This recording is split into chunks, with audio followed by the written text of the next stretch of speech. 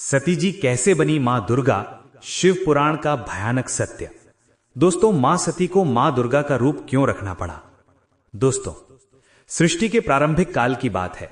उस समय देव, दानव, ऋषि और मनुष्य सभी अपने अपने धर्म और कर्तव्यों में लगे हुए थे। ब्रह्मा के मानस पुत्रों में से एक थे दक्ष प्रजापति। दक्ष अत्यंत बुद्धिमान, कर्मठ और शक्तिशाली थे। उन्होंने वर्षों तक तपस्या करके देवताओं से अनेक वरदान प्राप्त किए थे, लेकिन इन सभी गुणों के साथ उनके भीतर एक दोष भी था, और वो था अहंकार। उन्हें अपने ज्ञान, अपनी शक्ति और अपने कुल पर अत्यधिक गर्व था। उसी अहंकार के बीच उनके घर एक दिव्य कन्या का जन्म हुआ। ये कन्या साधारण नहीं थी। यही कन्या आगे चलकर सती के नाम से जानी गई। सती का जन्म किसी सामान्य राजकुमारी की तरह नहीं हुआ था। कहते हैं वे स्वयं आदि शक्ति का अंश थीं। उनके आने से दक्ष के घर में तेज, शांति और दिव्यता का वातावरण बन गया। बचपन से ही सती अन्य बालिकाओं से अलग थीं। जहां अन्य कन्याएं खेल, श्रृंगार और वस्त्रों में आनंद ढूंढती थीं, वहीं सती का मन इन सब में नहीं लगता था। उन्हें आभूषणों से कोई विशेष लगाव नहीं था। उन्हें महलों की भव्यता, दास दासियों की सेवा या राजसी ठाट बाट आकर्षित नहीं करता था। उनका मन बार बार किसी ऐसे सत्य की ओर खिंचता था जो संसार की दिखावटी चमक से परे हो। जैसे जैसे सती बड़ी होती गईं, उनका स्वभाव और अधिक गंभीर और शांत होता गया। वे अक्सर एकांत में बैठकर विचार किया करती थीं। जब भी कोई ऋषि, मुनि या साधु उनके घर आता और भगवान शिव की महिमा का वर्णन करता, तो सती मंत्र मुग्ध होकर सुनती रहती। शिव का नाम सुनते ही उनके मन में एक अजीब सी शांति भर जाती थी। शिव का स्वरूप बहुत ही विचित्र था। वे शमशान में रहने वाले, भस्म रमाने वाले, मृग चर्म धारण करने वाले, जटाधारी और वैरागी थे। संसार की दृष्टि में ऐसा जीवन डरावना और अस्वीकार्य था, लेकिन सती की दृष्टि अलग थी। उन्हें शिव में कोई भय नहीं दिखता था। उन्हें शिव में सत्य, करुणा, पूर्णता और अनंत शांति दिखाई देती थी। धीरे धीरे सती के मन में शिव के प्रति श्रद्धा जागी। ये श्रद्धा किसी मूर्ति या रूप तक सीमित नहीं थी। ये उस चेतना के प्रति थी जो सृष्टि के हर कण में व्याप्त है। समय के साथ ये श्रद्धा भक्ति में बदल गई और भक्ति ने प्रेम का रूप ले लिया। ये प्रेम किसी सांसारिक इच्छा से नहीं उपजा था। ये ऐसा प्रेम था जिसमें त्याग था, समर्पण था और पूर्ण विश्वास था। सती के लिए शिव केवल एक देवता नहीं थे, बल्कि वही उनका जीवन लक्ष्य बन चुके थे। जब दक्ष को यह आभास हुआ कि उसकी पुत्री का मन शिव की ओर झुक रहा है, तो वो अत्यंत क्रोधित हो उठा। उसके लिए शिव केवल एक अवघड़ योगी थे, जिनका न कोई घर था, न राज्य, न धन और न ही कोई सामाजिक प्रतिष्ठा। दक्ष चाहता था कि उसकी पुत्री का विवाह किसी महान राजा, देवता या प्रतिष्ठित गृहस्थ से हो, जिससे उसका मान और बढ़े। उसने सती को समझाने का प्रयास किया। उसने कहा कि शिव योग्य वर नहीं है।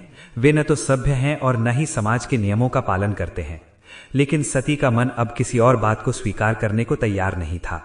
सती ने स्पष्ट रूप से अपने पिता से कहा कि उन्हें किसी वैभवशाली जीवन की इच्छा नहीं है। उन्हें केवल वही चाहिए जो सत्य का प्रतीक हो, जो संसार के बंधनों से मुक्त हो और जो हर रूप में पूर्ण हो। दक्ष के लिए यह बात असहनीय थी। पिता और पुत्री के बीच मतभेद गहराने लगे, लेकिन सती ने अपने मन का निर्णय नहीं बदला। अब सती ने शिव को पति रूप में पाने के लिए तपस्या का मार्ग चुना। उन्होंने राजमहल छोड़ दिया और कठोर तप में लीन हो गईं। उन्होंने भोजन त्याग दिया, सुख सुविधाओं का परित्याग कर दिया और पर्वतों, वनों और गुफाओं में रहकर केवल शिव का ध्यान किया। ठंडी हवाएं, तेज धूप, वर्षा और भूख प्यास, किसी भी कष्ट ने उनके संकल्प को नहीं डगमगाया। दिन, महीने और वर्ष बीतते गए, लेकिन सती का ध्यान नहीं टूटा। उनकी तपस्या इतनी प्रबल थी कि तीनों लोकों में उसकी गूंज सुनाई देने लगी। देवता भी आश्चर्य में पड़ गए कि एक कोमल कन्या में इतना दृढ़ संकल्प कैसे हो सकता है। सती की तपस्या प्रेम से जन्मी थी, इसलिए उसमें कोई स्वार्थ नहीं था। अंततः भगवान शिव ने उनकी भक्ति और प्रेम को स्वीकार किया। वे सती के समक्ष प्रकट हुए और उनके तप, त्याग और निष्ठा से प्रसन्न होकर उन्हें अपनी अर्धांगिनी के रूप में स्वीकार करने का वचन दिया। ये क्षण केवल सती के लिए नहीं, बल्कि पूरी सृष्टि के लिए महत्वपूर्ण था। शिव और सती का मिलन दो व्यक्तियों का नहीं, बल्कि शिव और शक्ति के मिलन का प्रतीक था। जब विवाह का समय आया तो कैलाश पर्वत पर एक अनोखा दृश्य देखने को मिला। शिव की बारात कोई साधारण बारात नहीं थी। उसमें भूत, प्रेत, नाग, सिद्ध योगी और ऋषि शामिल थे। कोई सोने चांदी का दिखावा नहीं था, कोई राजसी ठाट बाट नहीं था, लेकिन दिव्यता से भरा हुआ वातावरण था। सती के चेहरे पर किसी प्रकार का संकोच या भय नहीं था। उन्हें अपने शिव पर गर्व था। उन्हें इस बात से कोई फर्क नहीं पड़ता था कि संसार क्या कहेगा। उनके लिए शिव ही सब कुछ थे। विवाह स्वयं ब्रह्मा, विष्णु और अन्य देवताओं की उपस्थिति में संपन्न हुआ। मंत्रोच्चारण हुए, पुष्प वर्षा हुई और सृष्टि ने इस दिव्य मिलन को स्वीकार किया। लेकिन इस पवित्र और दिव्य विवाह में एक कमी थी। सती के पिता दक्ष वहां उपस्थित नहीं थे। उन्होंने न तो विवाह में भाग लिया और न ही कोई आशीर्वाद भेजा। उनके अहंकार ने उन्हें यह स्वीकार नहीं करने दिया कि उनकी पुत्री ने उस योगी से विवाह किया है जिसे वे तुच्छ समझते थे। यही अनुपस्थिति आगे चलकर एक बड़े संघर्ष और विनाश का कारण बनने वाली थी। इस प्रकार सती और शिव का प्रेम और विवाह ये सिखाता है कि सच्चा प्रेम धन, वैभव और प्रतिष्ठा पर नहीं टिका होता। वो भक्ति, विश्वास और पूर्ण समर्पण पर आधारित होता है। सती ने संसार की सारी चमक छोड़कर सत्य को चुना और शिव ने उस प्रेम को स्वीकार किया। यही इस कथा की पहली और सबसे पवित्र नींव है। दोस्तों, शिव और सती के विवाह के बाद कैलाश पर्वत पर जीवन शांत और सरल रूप से चलने लगा। वहां न राजसी ठाठ था, न सत्ता का प्रदर्शन, फिर भी वहां पूर्णता थी। सती को वही जीवन मिला जिसकी उन्हें तलाश थी। शिव के साथ रहकर उन्होंने जाना कि सुख बाहरी साधनों से नहीं बल्कि मन की शांति से मिलता है। कैलाश की गुफाएं, हिमालय की नीरवता और शिव का सानिध्य सती के लिए किसी स्वर्ग से कम नहीं था। लेकिन दूसरी ओर पृथ्वी पर दक्ष प्रजापति का मन अभी भी अशांत था।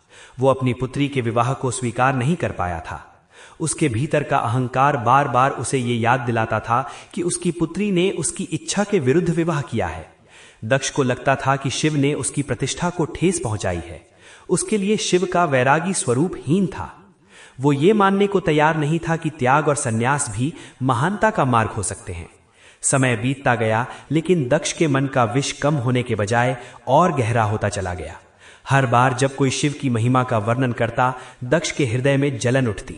उसे लगता कि शिव की प्रशंसा उसके मान सम्मान को घटा रही है। इसी अहंकार और क्रोध के प्रभाव में दक्ष ने एक विशाल यज्ञ के आयोजन का निर्णय लिया। ये यज्ञ केवल धार्मिक अनुष्ठान नहीं था, बल्कि अपनी श्रेष्ठता दिखाने का माध्यम था। दक्ष चाहता था कि पूरा संसार देखे कि वो कितना बड़ा यज्ञ करता है, कितना शक्तिशाली है। उसने यज्ञ के लिए भव्य मंडप बनवाए, बहुमूल्य सामग्री एकत्र की और देवताओं, ऋषियों, मुनियों तथा लोकपालों को निमंत्रण भेजा। ब्रह्मा से लेकर इंद्र तक लगभग सभी को आमंत्रित किया गया। लेकिन इस आमंत्रण सूची में एक नाम जानबूझकर छोड़ दिया गया, महादेव शिव का।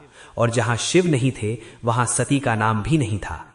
ये कोई भूल नहीं थी, ये दक्ष का सोचा समझा अपमान था। वो ये दिखाना चाहता था कि शिव उसके लिए कोई महत्व नहीं रखते। यज्ञ की तैयारियां बड़े जोर शोर से चल रही थीं। चारों ओर उत्सव का वातावरण था। देवता, ऋषि और ब्राह्मण यज्ञ स्थल पर एकत्र हो रहे थे। उसी समय सती को इस यज्ञ के आयोजन का समाचार मिला। किसी ने सहज भाव से उन्हें बताया कि उनके पिता एक महान यज्ञ कर रहे हैं जिसमें सारे देवता उपस्थित होंगे। ये सुनते ही सती का हृदय कांप उठा। उन्हें आश्चर्य हुआ कि इतना बड़ा आयोजन हो रहा है और उन्हें या शिव को कोई सूचना नहीं दी गई। पहले तो उन्होंने ये सोचकर स्वयं को शांत किया कि शायद कोई संदेश आएगा, शायद पिता ने उन्हें बुलाया होगा। लेकिन समय बीतता गया और कोई आमंत्रण नहीं आया। तब सती को समझ आ गया कि यह जानबूझकर किया गया अपमान है। सती के भीतर गहरा द्वंद्व शुरू हो गया। एक ओर वो शिव की पत्नी थी और पति के सम्मान की रक्षा करना उनका धर्म था। दूसरी ओर वो दक्ष की पुत्री थी और पिता के प्रति उनका हृदय अभी भी स्नेह से भरा हुआ था। उन्होंने सोचा कि शायद उनका जाना पिता के मन की कठोरता को पिघला दे। शायद पिता अपनी पुत्री को देखकर अपने शब्द वापस ले ले। इसी आशा के साथ सती ने शिव से यज्ञ में जाने की इच्छा प्रकट की। शिव ने सती की बात सुनी और उन्हें समझाया कि जहां सम्मान नहीं होता वहां जाना व्यर्थ होता है। उन्होंने कहा कि यह यज्ञ धर्म से अधिक अहंकार से भरा हुआ है। लेकिन सती का मन नहीं माना। उन्होंने कहा कि वो केवल एक पुत्री के रूप में जाना चाहती हैं, बिना किसी अधिकार या अपेक्षा के। अंततः शिव ने उन्हें अनुमति दे दी, ये जानते हुए भी कि वहां उनका अपमान होगा। सती अकेली ही यज्ञ स्थल की ओर चली। न कोई दूत, न कोई वैभव, न कोई स्वागत। जब वो यज्ञ स्थल पहुंची तो वहां का दृश्य भव्य था, लेकिन वातावरण में एक अजीब सा सन्नाटा था। जैसे ही सती ने मंडप में प्रवेश किया, वहां बैठे लोगों की दृष्टि उनकी ओर उठी, पर किसी ने स्वागत नहीं किया। न उन्हें आसन दिया गया, न कोई सम्मान। वो वहां उपस्थित थीं, फिर भी जैसे उनकी उपस्थिति का कोई महत्व नहीं था। सती ने अपने पिता दक्ष को देखा। उनके मन में अब भी आशा थी कि पिता उन्हें देखकर प्रसन्न होंगे। उन्होंने विनम्र स्वर में पूछा कि क्या उनकी पुत्री को यज्ञ में स्थान नहीं मिलेगा। दक्ष ने कठोर हंसी के साथ उत्तर दिया और कहा कि जिस दिन सती ने उस भस्मधारी योगी को अपना पति चुना, उसी दिन से वो उसकी पुत्री नहीं रही। दक्ष के शब्द सभा में गूंज उठे। वो केवल सती का नहीं बल्कि शिव का भी खुलेआम अपमान कर रहा था। उसने शिव को अयोग्य, अवघड़ और शमशानवासी कहकर तिरस्कृत किया। यह सुनकर सती का हृदय टूट गया। ये केवल पुत्री का अपमान नहीं था, ये उस सत्य का अपमान था जिसे वो पूजती थीं। सती ने सभा की ओर दृष्टि डाली। वहां बैठे देवता, ऋषि और ज्ञानी मौन थे। कोई भी दक्ष के विरुद्ध बोलने का साहस नहीं कर रहा था। तब सती ने स्वयं खड़े होकर शिव की महिमा का वर्णन किया। उन्होंने कहा कि जिन शिव का अपमान किया जा रहा है वही सृष्टि के आधार हैं। जिनके बिना कोई यज्ञ पूर्ण नहीं हो सकता, उन्हीं को तुच्छ समझा जा रहा है। उनके शब्द सत्य से भरे थे और उनकी वाणी में अग्नि का तेज था। लेकिन दक्ष का अहंकार नहीं टूटा। उसने सती की बातों को भी अनसुना कर दिया। उस क्षण उसे ये समझ आ गया कि यहां कोई पश्चाताप नहीं होगा, कोई परिवर्तन नहीं होगा। ये स्थान अब उनके लिए अशुद्ध हो चुका था। उन्होंने मन ही मन निर्णय लिया कि जिस शरीर ने अपने आराध्य का अपमान सुना हो, वो शरीर अब इस संसार में रहने योग्य नहीं है। सती धीरे धीरे यज्ञ कुंड की ओर बढ़ी। वहां उपस्थित लोग कुछ समझ पाते उससे पहले ही उन्होंने अपने नेत्र बंद किए। उनके मुख पर न भय था न क्रोध, केवल शांति थी और पूर्ण समर्पण। उन्होंने शिव का स्मरण किया और अग्नि में प्रवेश कर गईं। उसी क्षण यज्ञ की अग्नि विकराल रूप ले गई। वो यज्ञ जो अहंकार का प्रतीक था, उसी अग्नि में अपवित्र हो गया। सती का ये कार्य आत्महत्या नहीं था, ये स्वाभिमान और धर्म का अंतिम निर्णय था। ये एक चेतावनी थी कि जहां प्रेम और सत्य का अपमान होता है, वहां जीवन का त्याग भी धर्म बन जाता है। उसी क्षण से वो यज्ञ नहीं रहा बल्कि विनाश की भूमिका बन गया। और यहीं से उस क्रोध का जन्म हुआ जो आगे चलकर पूरी सृष्टि को हिला देने वाला था। दोस्तों, सती के अग्नि में समर्पित होते ही यज्ञ स्थल पर एक अजीब सा सन्नाटा छा गया। वो यज्ञ जिसे दक्ष ने अपनी प्रतिष्ठा और अहंकार का प्रतीक बनाकर रचा था, उसी क्षण से अपवित्र हो चुका था।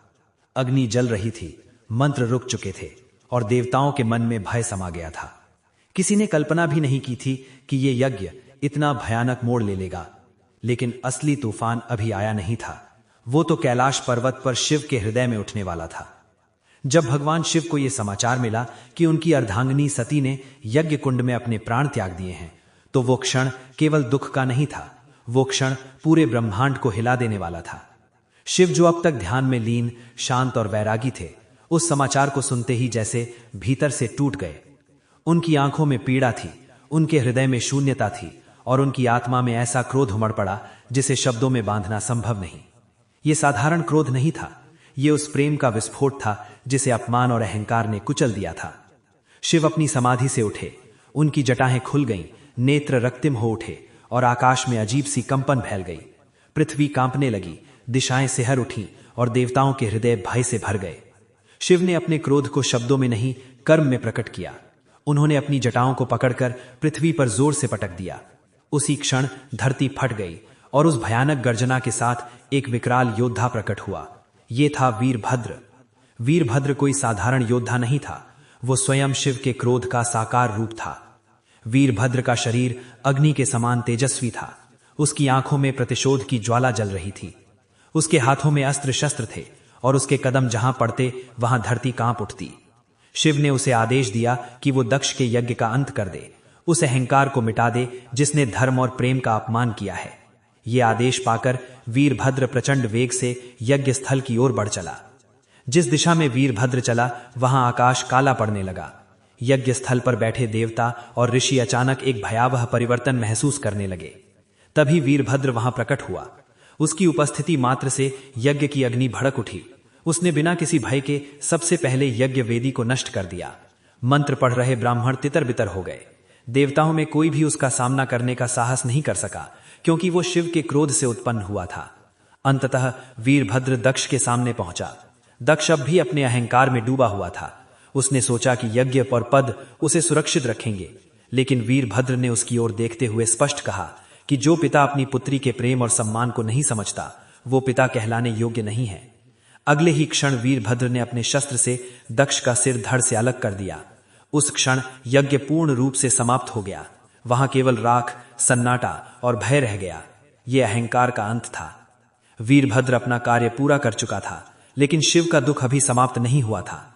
शिव स्वयं यज्ञ स्थल पर पहुंचे। उन्होंने वहां सती के जले हुए शरीर को देखा। वो दृश्य ऐसा था जिसने स्वयं समय को रोक दिया।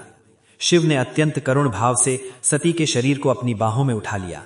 उनकी आंखों से आंसू बह रहे थे, लेकिन वे मौन थे। बिना कुछ कहे, बिना किसी को देखे, वे सती के शरीर को लेकर चल पड़े।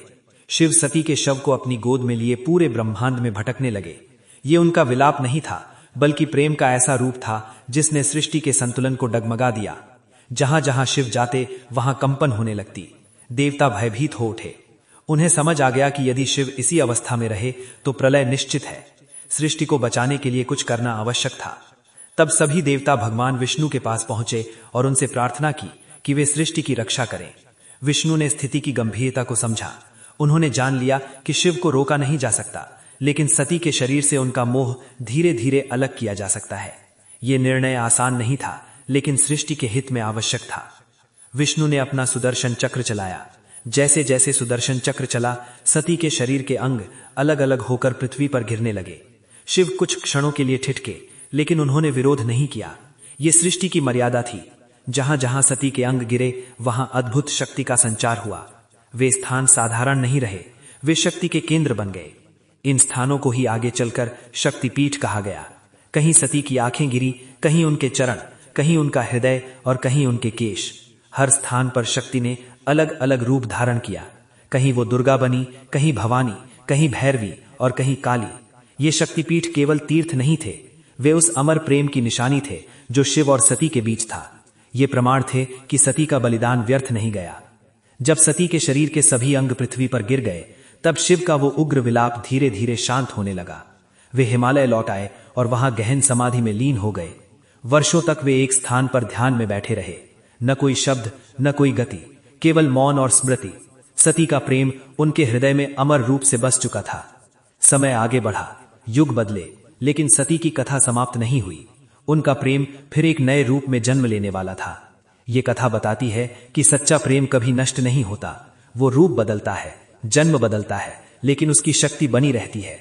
सती का बलिदान, शिव का तांडव और शक्तिपीठों की उत्पत्ति ये सिखाती है कि अहंकार का अंत निश्चित है, लेकिन प्रेम और भक्ति सदा जीवित रहते हैं। यहीं से एक नई शुरुआत का मार्ग खुला। वही शक्ति आगे चलकर पार्वती के रूप में जन्म लेने वाली थी और फिर शिव और शक्ति का मिलन होगा। ये अंत नहीं था, ये उस अमर प्रेम की निरंतर यात्रा थी जो सृष्टि के साथ साथ चलती रहेगी।